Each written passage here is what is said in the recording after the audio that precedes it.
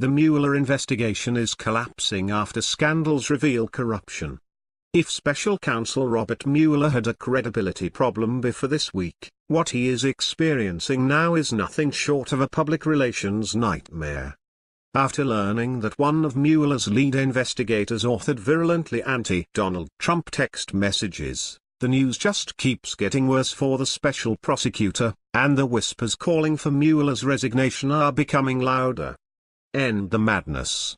The controversy came to a head last week for Mueller when a New York Times report claimed that FBI Section Chief Peter Strzok had to be removed from the investigation after it was revealed that he sent anti-Trump text messages.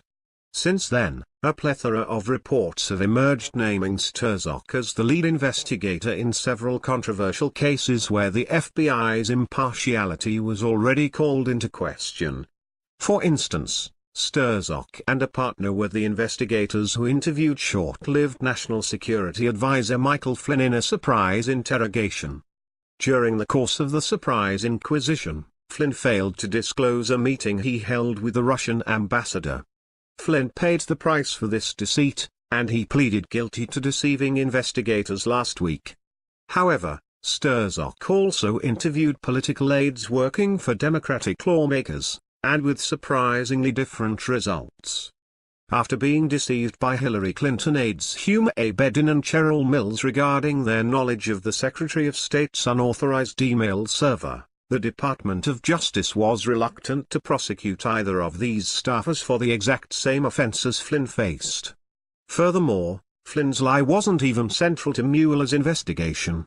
As constitutional scholar and Harvard Law School professor Alan Dershowitz explains, Flynn's meeting with Russian Ambassador Sergei Lavrov was perfectly legal, so there was nothing criminal about Flynn's request of Kislyak, even if he were instructed to do so by higher-ups in the Trump transition team. The same is true of his discussions regarding sanctions. The president-elect is entitled to have different policies about sanctions and to have his transition team discuss them with Russian officials. However, Mills and Abedin lied about facts that were crucial to the email server investigation, since their knowledge of Clinton's server would have proven that the Secretary of State was advised not to use it by its staffers and other aides. Fingerprints everywhere. Yet, Mueller's woes don't stop here. Strzok even sat in on the supposed interview with Clinton herself, an interrogation that mysteriously lacked any transcripts or recordings to corroborate her statements. To make matters appear even more corrupt, FBI Director James Comey drafted statements exonerating Clinton months before anyone even sat down with her, or didn't, for a phantom interview.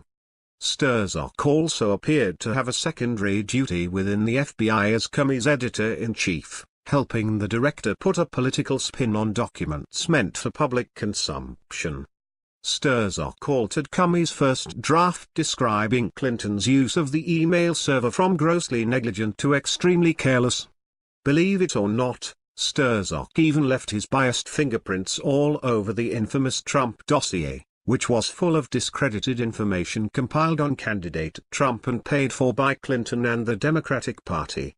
Fox News reported that Strzok was a key figure in the chain of events when the Bureau, in 2016, received the infamous anti-Trump dossier and launched a counterintelligence investigation into Russian meddling in the election that ultimately came to encompass FISA surveillance of a Trump campaign associate. The entire Russia-Trump collusion fiction was predicated on an unsubstantiated document emanating from sources in Moscow.